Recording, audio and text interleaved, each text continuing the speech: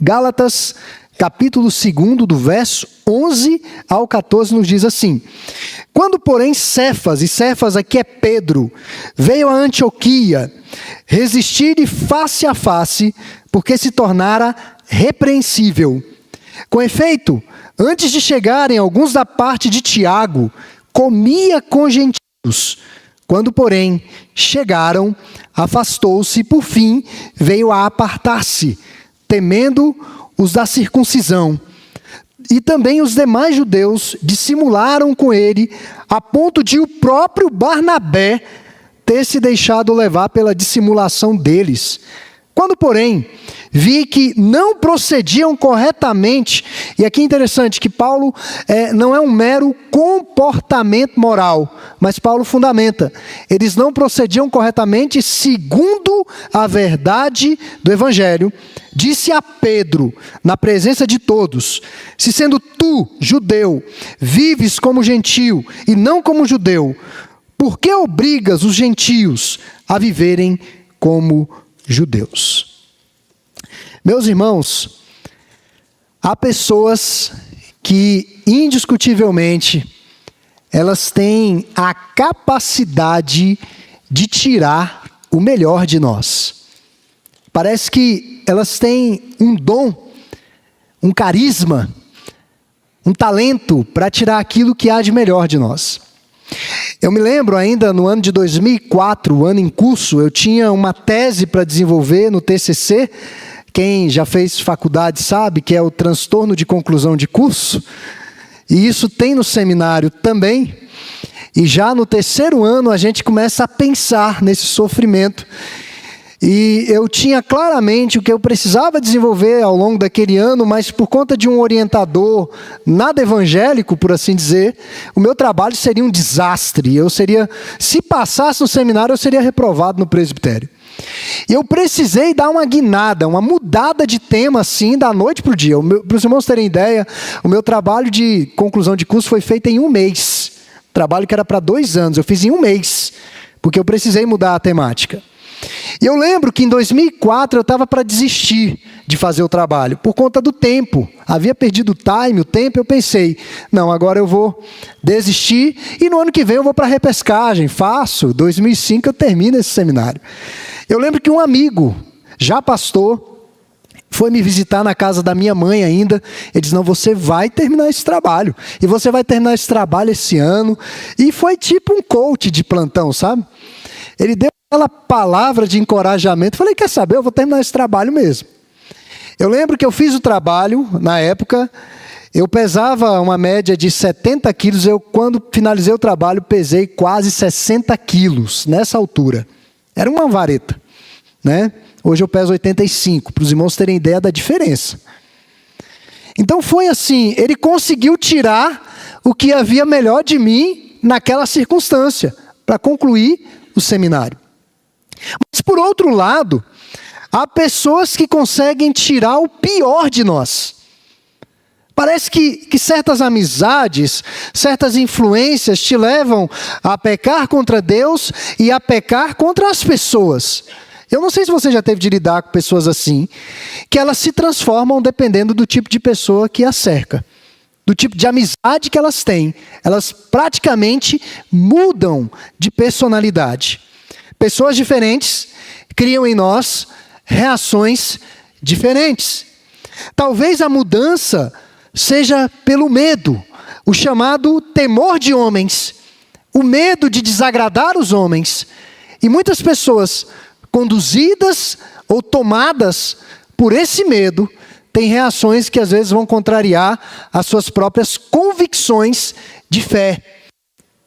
E veja que o medo de desagradar homens podem levar as pessoas a abrirem mão de seus princípios. E hoje nós veremos isso na vida de um homem de Deus. Não há o que se discutir em relação a Pedro. Pedro era um homem de Deus. Pedro teve experiências profundas com o Senhor Jesus Cristo, já no período de sua instrução, do seu ensinamento. Nós não vemos o relato de nenhum outro homem que conseguiu andar por sobre as águas. Pedro conseguiu, por alguns instantes, andar sobre as águas sem a ajuda de nada, a não ser Cristo. E Pedro é uma figura um tanto quanto cômica. Às vezes, quando eu leio os evangelhos, eu morro de rir com Pedro. Algumas ações, algumas ideias, algumas falas, às vezes nada a ver. Nós temos ali no Monte da Transfiguração, quando Moisés e Elias aparecem para o Senhor, Moisés representando a lei, Elias os profetas, e de certa forma conferindo autoridade a Jesus, tanto da lei quanto dos profetas. Pedro, Tiago e João viram eles aparecendo, e Pedro ficou tão besta, tão bobo, que ele teve uma ideia, no mínimo idiota. Ele disse ao Senhor: Senhor, vamos fazer o seguinte, vamos fazer um acampamento, vamos fazer umas tendas, vamos ficar aqui. E Jesus diz: não, Pedro, isso tem nada a ver. Então Pedro é essa figura um tanto quanto cômica, imprevisível, e ela vai aparecendo e despontando nos evangelhos, mas Pedro é um retrato do que eram os discípulos. Pedro era aquele tipo de pessoa que falava exatamente o que todo mundo está pensando. Já viram aquela pessoa sem filtro? Que às vezes aparece uma situação e ela fala, e é o que todo mundo está pensando? Era Pedro. As impressões de praticamente todos. E nós estamos diante desse homem, após o Pentecostes, já revestido de poder, já apóstolo, com autoridade em Jerusalém, um pregador do evangelho, de mão cheia, primeira mensagem, milhares de pessoas se converteram, batizou todas essas pessoas no mesmo dia, obviamente que por aspersão. Pedro era presbiteriano, que ele não ia batizar 3.000 pessoas mergulhando no rio, a não ser que ele fosse muito forte para fazer isso, mas ele batizou 3.000 por aspersão mesmo. Um pregador de mão cheia, um homem de Deus, indiscutivelmente. Mas estamos diante de um texto que nos relata o confronto entre dois líderes grandes, gigantes da igreja. Algo que, para os que estavam presentes e fica registrado na história, talvez não seja um texto que nos gere muito conforto ao ler, mas tem os seus propósitos em deixar o que está na Escritura para a nossa instrução. Então, basicamente, essa noite eu vou falar sobre a repreensão de Pedro e sobre a reação de Pedro, que não aparece aqui. Nós não temos o relato de como Pedro reagiu, mas nas epístolas nós temos uma pista de como Pedro reagiu. Então, do verso 11 ao 14, nós temos esse relato. Paulo, nós já vimos anteriormente, estava aborrecido e decepcionado com o que estava ocorrendo nas igrejas da Galácia. Ele não poderia, não dava tempo dele voltar e esclarecer as questões urgentes àquelas igrejas. Então ele resolveu escrever essa epístola. É provável que muitos daquelas igrejas já haviam cedido essas práticas judaizantes que já vimos em mensagens anteriores, que eram adições ao evangelho que Paulo havia pregado. Aditivos. Ou seja, para você ser um crente piedoso, mais piedoso, de pedigree alto, você precisa orar mais. Você precisa subir e descer montes. Você precisa jejuar 3 vezes por semana. Você precisa ler a Bíblia todos os dias. Se você não lê a Bíblia toda durante um ano, você não é um crente de verdade. Claro que não eram esses os pontos. Eu estou falando na atualidade. Muitos dizem que para você ser um crente de altíssima qualidade ou alto nível, você precisa desenvolver esses exercícios espirituais para ser esse crente. Mais ou menos isso que estava acontecendo. Era a observância de dietas, a observância de dias sagrados, a circuncisão, os homens passarem pelaquela cirurgia de circuncisão, sejam os adultos ou as crianças nascidas de até 8 dias. E Paulo já havia discutido isso com Pedro e eles já tinham uma decisão em relação a isso. Eles já tinham um parecer em relação a isso. Os irmãos vão perceber que a atitude de Pedro em meio aos gentios, antes da turma de Tiago, é uma de alguém que tinha consciência de que o evangelho não precisa de aditivos. Basta crer. E nós vamos ver a natureza desse evangelho semana que vem. Então é provável que muitos daquela igreja estavam cedendo a essas práticas. E como um pai que vê seu filho seguindo por um caminho mau, Paulo escreve essa epístola com o coração partido, mas com firmeza, esperançosa, de que a verdade liberta, a verdade do Evangelho. Por compreender a essência do Evangelho, Paulo não hesitou em defendê-lo, a despeito de quem o desonrasse, ainda que fosse Pedro, uma das maiores colunas da igreja, indiscutivelmente. Ainda que Pedro desonrasse esse Evangelho, Paulo estava disposto a confrontá-lo. Por isso, ele entra em confronto com Pedro. Paulo expõe nessa epístola o erro de Pedro, e foi um erro mesmo. Para muitos, não seria uma atitude politicamente correta. Muitos poderiam dizer, Paulo poderia ter agido de outra forma. Paulo confronta a Pedro publicamente. E esse, meus irmãos, eu digo como pastor de uma igreja, como presidente de um conselho, você lidar com os erros dos irmãos é muito difícil. São situações que nós definitivamente não queremos estar e não planejamos e não desejamos. Seria melhor assistir uma série, seria melhor ir num restaurante, seria melhor fazer qualquer outra coisa, menos confrontar o erro de alguém. Então já não é uma situação por si só confortável. E imagine confrontar um erro publicamente de um líder da igreja, de um respeitado líder da igreja. Mas o que estava em jogo aqui não eram meras questões pessoais, de opinião ou de capricho, mas Paulo deixa claro que o que estava em jogo aqui era a mensagem inegociável de que a salvação se dá somente pela graça, sem a necessidade das obras da lei. Era isso que estava imperando aqui, esse era o ponto forte aqui. O embate ocorre no almoço da igreja. Um momento que não é tão propício, né? Que geralmente no almoço, nas refeições, nós estamos tão distraídos. É um momento assim, de conversas livres, tranquilas, sem muitas preocupações, mas o confronto ocorre exatamente no almoço da igreja. As refeições para o judeu são sagradas. Nós, crentes, levamos isso para a nossa mesa, damos graças a Deus pelo alimento e tudo mais. Mas para o judeu, não é um simples dar graças. Está além disso. Banquetear com outras pessoas era símbolo de comunhão, de envolvimento. Entre os pastores presbiterianos aqui em Brasília, nós temos o famoso café, que na verdade não é só um café, você pode ter certeza disso. É muita coisa que acontece ali.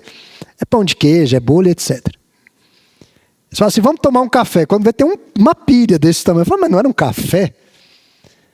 Mas em meio àquele café, as conversas acontecem, a comunhão acontece. E para o judeu isso era muito sagrado. Sentar-se à mesa para comer. Eles não comiam na presença de estrangeiros, à mesa com estrangeiros. É o primeiro ponto para a gente entender a atitude de Pedro. Eles não comiam com estrangeiros à mesa, só com judeus. Lá em São Paulo, tem uma churrascaria chamada Prepúcio. É o nome da churrascaria. É nada popular, né? Mas a comida de lá é muito boa mesmo, já comi lá. O judeu, ele só comia com judeus. Ele não comia com estrangeiros. Então esse é um ponto importante. Lembram quando os discípulos foram comer e eles não lavaram as mãos? E os fariseus questionaram ao Senhor e disseram, mas os seus discípulos são praticamente uns homens sem educação, uns porcos. Eles comem sem lavar as mãos? Porque o lavar as mãos para eles não era como para a gente, a mera questão de higienizar, mas era como se fosse um ritual de purificação para você estar em comunhão à mesa com outros judeus. Então comer sem lavar as mãos era praticamente um pecado para a morte. Portanto, comer para os judeus é um evento cultural. E o que comemos expressa algo sobre nós. Até hoje é assim. Certas culturas, a cultura nordestina, a cultura sulista, a cultura goiana, a cultura mineira. Então nós vemos que o que é colocado à mesa fala muito a respeito de nós também, mas para o judeu isso era muito mais elevado, especialmente aquilo que não ia à mesa, aquilo que não estava sobre a mesa, Carne de porco, por exemplo. Eles não comiam. Agora você imagina uma mesa de estrangeiros. Um restaurante que serve a estrangeiros. São vários tipos de comidas. Eles têm que agradar muita gente. Então, certamente, carne de porco e etc. Aquilo que o judeu não poderia comer, estava sobre aquela mesa que Pedro estava banqueteando com aqueles irmãos estrangeiros. Por que esse confronto aconteceu, irmãos? Afinal de contas, naqueles dias a obra missionária da igreja cristã estava centralizada em 2 cidades. A primeira cidade era Jerusalém, onde tudo começou.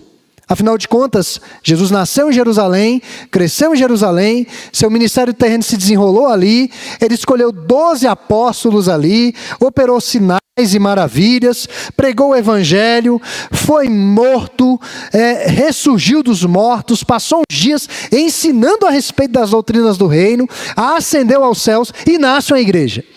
Depois do Pentecostes nasce uma grande igreja. Mas essa igreja se expande. E chega a uma cidade importante, uma cidade que não era judia, Antioquia. E nessa cidade, o evangelho também se expande. E nessa cidade, a igreja dessa cidade, foi uma agência missionária para o mundo estrangeiro. Se você quiser observar isso, leia Atos 13. Os irmãos vão ver que em Antioquia, eles começam a enviar missionários. Dentre eles, Paulo e Barnabé. Inclusive, essas igrejas da Galácia nasceram por conta dessa empreitada missionária de Paulo e Barnabé. Veja que o texto aqui também menciona Barnabé. Barnabé plantou aquela igreja. O texto faz menção a ele aqui. Então, o evangelho, o cristianismo, ele tinha a sua expressividade no meio judaico e a sua expressividade em meio aos estrangeiros.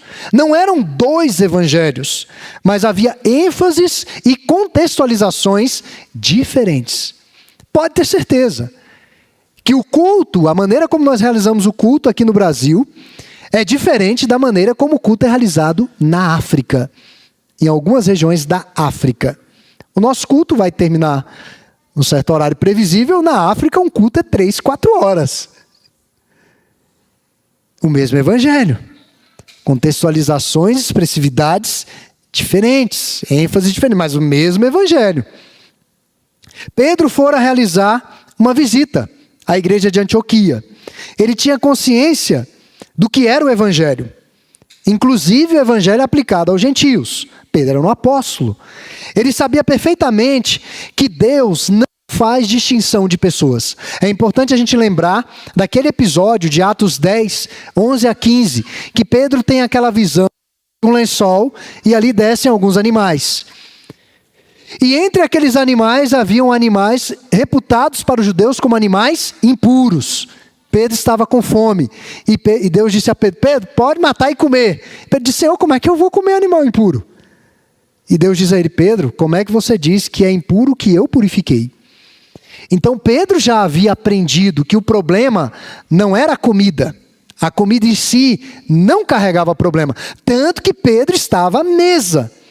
E quando ele chegou em Antioquia, um apóstolo, uma figura importante, certamente foi convidado, foi muito bem recebido, certamente foi convidado para pregar. Prega no culto de domingo à noite, Pedro, prega aqui, né? Nós queremos ouvir o evangelho por meio das suas os estrangeiros. Ele se comportava como um estrangeiro, muito melhor do que eu, porque eu tenho certeza que se eu fosse para a Tailândia, eu não ia comer o que o povo come lá.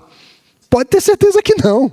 Mas Pedro se dava muito bem. Ele chegou ali em meio aos gentios e ele estava comendo com os gentios. Tudo corria muito bem. Até que chega uma comitiva. E era um grupo. Os tiaguenses. Aqueles que admiravam Tiago, o irmão do Senhor. A presença desse grupo, pode ter certeza, não muda em nada a teologia de Pedro. As convicções continuavam a mesma. Mas ele passou a ter medo daqueles homens. Medo daquele grupo. Ele ficou com medo, como nós dizemos na atualidade, de ficar queimado com o grupo de Jerusalém. Imagine só, O grande apóstolo Pedro à mesa com os gentios comendo carne de porco. Isso é um absurdo. Isso é um absurdo. Ele ficou com medo de perder a sua autoridade. Por isso que o texto bíblico diz que ele dissimulou. Ou seja, ele deu aquela disfarçada. Ele saiu da mesa. Ele ficou meio distante. Eu nem estava lá. Se disser que eu estava na mesa, eu nego.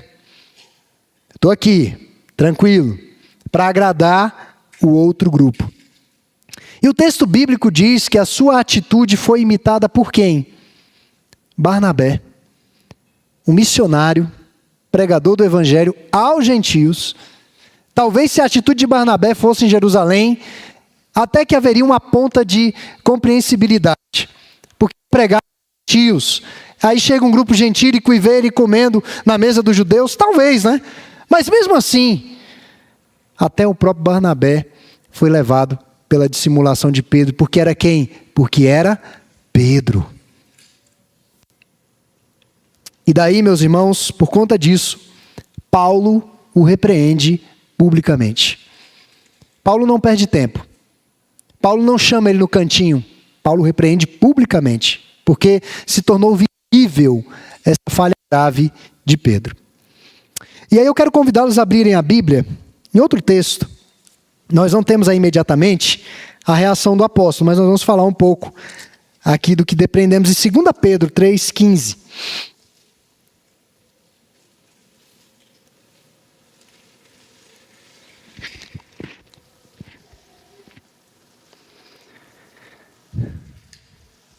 Aqui na conclusão da sua segunda epístola, e certamente depois desses acontecimentos, Pedro diz o seguinte, a partir de 2 Pedro 3,15. E tende por salvação a longanimidade de nosso Senhor, como igualmente o nosso amado irmão Paulo vos escreveu, segundo a sabedoria que lhe foi dada, ao falar acerca de assuntos, como de fato costuma fazer em todas as suas epístolas, nas quais há certas coisas difíceis de entender, que os ignorantes e instáveis deturpam, e como também deturpam as demais escrituras para a própria destruição deles. Chama muita atenção a maneira como Pedro se refere a Paulo. Amado irmão Paulo. Fica claro que Pedro não guardou no seu coração ressentimento, amargura em relação a Paulo. E ele reconhece que Paulo era um apóstolo do Senhor, e ele reconhece que as epístolas, todos os escritos paulinos, são escritura, são palavra de Deus, que ele diz, olha, Paulo escreveu coisas difíceis e muita gente tenta deturpar aquilo que ele escreveu, como as demais escrituras. Ou seja, o que Paulo escreveu é palavra de Deus. Paulo é um servo de Deus. Paulo tem razão. Meus irmãos, Pedro deixa claro, né, que ele não ficou, talvez no primeiro momento, constrangido, mas chamado à razão, ele não guardou ressentimento em relação a Paulo. Ele continuou em Jerusalém, o seu ministério profícuo, e Paulo continuou o seu ministério entre os estrangeiros. E a pergunta é a seguinte: como reagimos quando alguém nos repreende pelo erro que nós cometemos? Na nossa jornada, nós precisamos da disciplina e da correção. Os idosos acham que os idosos não precisam de repreensão? Isso é uma verdade? Inquestionável? Eles precisam, porque eles acham que estão com todo o pique, só que não. Os jovens não precisam de repreensão, os de meia idade não precisam de repreensão, as crianças não precisam, todos precisam. Mas muitos, diante da repreensão, acham que foram injustiçados, que foram humilhados, ficam indignados e são levados sempre para o lado pessoal. Sempre que a gente lida com disciplina na igreja, é um assunto melindroso, difícil de mexer. Porque o disciplinado se sente injustiçado, a sua família se sente injustiçada. E não é por causa do disciplinado, é por causa da palavra de Deus. A pessoa não entende que o que está em jogo é a honra do nome de Deus e o evangelho, mas ela sempre leva para o lado pessoal. Eu já tive que ouvir coisas absurdas, irmãos, e já na segunda igreja mesmo, de pessoas cujos pais foram disciplinados virarem para mim depois e dizer assim: pastor, estão perseguindo a minha família. Por que estão perseguindo a minha família? Porque a família tal não foi assim. Eu sempre digo: olha, eu nem penso em castas. Nós estamos numa igreja. Nós estamos em meio ao povo de Deus. Se eu precisar ser corrigido, eu serei corrigido certamente. E é necessário que isso aconteça. Mas a disciplina quase sempre não é recebida dessa maneira. Pedro acatou com humildade a repreensão. Até homens como ele erram.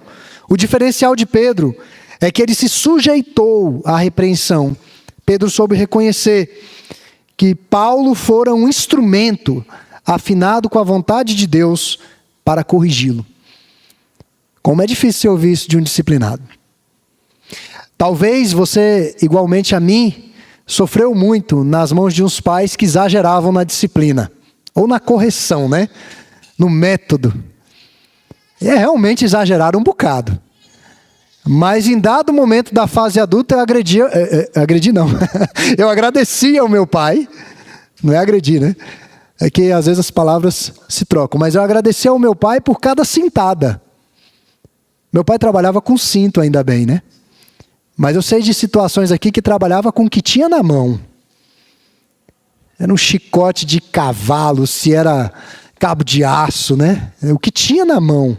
Mas meu pai tinha um cinto que era para essa finalidade. Ele não usava o cinto. Era o cinto para essa finalidade. Meus irmãos, dificilmente a gente vai agradecer por aqueles que nos disciplinaram visando a nossa correção. Pelo contrário, tem pessoas que guardam o ressentimento. Mas eu quero concluir essa mensagem com algumas aplicações, já fiz algumas ao longo dessa explicação. A primeira aplicação é que grandes homens e mulheres de Deus erram.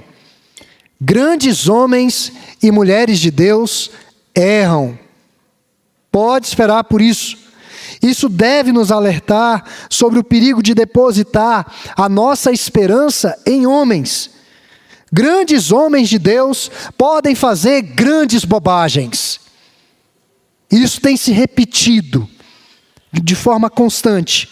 Na história da igreja, encontraremos pessoas que foram tremendamente usadas por Deus para edificar a igreja. Mas nunca devemos nos esquecer que os pés dessas pessoas eram de barro. Os nossos pés são de barro. E esse texto também é um alerta ao culto, à personalidade, algo tão presente na cultura evangélica brasileira. Líderes que são colocados num pedestal e eles nunca erram. Mas quanto mais poder você dá a um líder, mais ele erra. Quanto mais ele não está sujeito à disciplina, mais ele erra. Olha para a Suprema Corte o absurdo da decisão dessa semana. O absurdo. E os reflexos negativos que nós vamos ter na nossa economia. E os reflexos negativos que vamos ter no nosso país pela decisão de um Supremo iluminado. Muito poder dado a um homem é perigoso, é nocivo. Ninguém é perfeito, todos erram. E nós devemos estar sujeitos uns aos outros. A Igreja Presbiteriana do Brasil, os membros estão sujeitos ao conselho, os ministros estão sujeitos ao presbitério, de modo que se houver falhas mais graves de caráter moral, todos passarão por um devido processo legal, serão julgados, serão disciplinados, visando a correção deles. Então ninguém pode concentrar poder, ninguém pode ficar com a caneta, cancelando o que quiser. Não pode. Não pode. Os absurdos vão acontecer. E veja que nem Pedro, um servo de Deus, indiscutivelmente, como eu disse no início da mensagem, nem ele estava imune de ser repreendido. E Pedro foi repreendido publicamente, diante de todos. Segundo, o erro de um homem de Deus acaba corrompendo a muitos. Inevitavelmente, mesmo quando há arrependimento, nem sempre é possível corrigir os efeitos desse erro. O pecado na vida dos líderes tem um efeito multiplicador, lamentavelmente. Então pesa uma enorme responsabilidade sobre a liderança da igreja. E eu quero chamar a atenção para um texto aqui no Salmo 69, no verso 6, que diz assim: não sejam envergonhados por minha causa os que esperam em ti, ó Senhor Deus dos exércitos, nem por minha causa sofram vexame os que te buscam, ó Deus de Israel. Essa deve ser a oração dos líderes. Que eles não se extraviem por conta dos meus erros, por conta dos meus desatinos. Terceiro, é preciso uma posição firme contra o pecado. Uma posição firme. Não foi fácil para Paulo, não foi divertido. Ele teve de repreender a um amigo. Pedro era um amigo de Paulo. Se fizesse do jeitinho brasileiro, ele teria chegado em Pedro e disse assim: Pedro, vamos dar uma saidinha ali. Vamos ali no local para a gente conversar, né? Mas não. Se fossem questões secundárias, questões que não vão comprometer a fé da coletividade, é o que o próprio manual presbiteriano diz, a constituição da igreja, o que é velado, a gente trata de forma velado. O que é público, a gente tem que tratar de forma pública. Então, se é velado, não vai afetar ninguém, além daqueles que já estão envolvidos, a gente trata veladamente. É o que eu digo para os irmãos. De 100% das questões disciplinares, 80% não chega ao conhecimento da igreja. Não chega. E é o nosso esforço. Mas há questões que vão chegar ao conhecimento da igreja. E essa era a questão, e essa questão em particular aqui precisava ser tratada publicamente, porque o que estava em jogo era o coração do evangelho, que era a justificação somente pela fé. Então é preciso uma posição clara, pública e firme sobre certos assuntos. A igreja precisa se posicionar sobre o que é uma família à luz da palavra de Deus, sobre o que é de fato servir a Deus à luz da palavra de Deus, sobre o embate cultural e o papel do cristão lá fora, o seu testemunho, sobre a pregação do evangelho e muitos outros assuntos sensíveis, que geralmente não são tratados publicamente. Mas a igreja precisa ter posições claras, firmes e definidas. Claro que nós sempre vamos tratar com os nossos irmãos com muito respeito e com dignidade, mas nunca a custo da verdade. Nunca. A verdade vai ser dita em amor. Todos aqueles irmãos que já foram no nosso conselho, na minha gestão, eu faço questão de dizer aos presbíteros, aos pastores, antes desses irmãos chegarem, irmãos com questões disciplinares, eu digo a eles: irmãos, nós temos que tratar a todos com respeito. Independente do que fizeram, com respeito. Mas a verdade vai ser dita. O confronto vai acontecer à luz da palavra de Deus, mas com respeito. Por fim, irmãos, a igreja está unida, tão somente por causa do evangelho. E se a liderança estiver desunida em relação às verdades fundamentais do evangelho, como pode esse reino subsistir? A igreja não prosperará. A verdade do evangelho é a argamassa que nos une. O que faz com que congreguemos essa noite aqui? Não são meramente as bênçãos, não é por causa tão somente da mesa, mas a mesa tem um fundamento, é a verdade do evangelho. O puro e simples evangelho do Senhor. Então não existe unidade fora da verdade. O ecumenismo, que pretende unir todas as crenças sobre o mesmo guarda-chuvas, é um engano, é um erro. Não é possível unir todo mundo com as suas verdades. Só existe uma verdade, que é o evangelho. E é essa verdade que nos une. O evangelho do Senhor Jesus Cristo. E Paulo se preocupa aqui com a verdade e não necessariamente com a paz, a custo de tudo. Se tiver paz, ok, mas nunca a custo da verdade. A verdade tem que prevalecer. Que Deus nos ajude a caminharmos balizados pela verdade do Evangelho, absolutamente desvencilhados do medo de homens. Que Deus nos cerque de pessoas que tirem o melhor de nós, que tirem testemunho, que tirem vida cristã e não acovardamento, medo. Um caminhar temente a Deus, buscando a glória do seu nome e a edificação do seu povo pela palavra.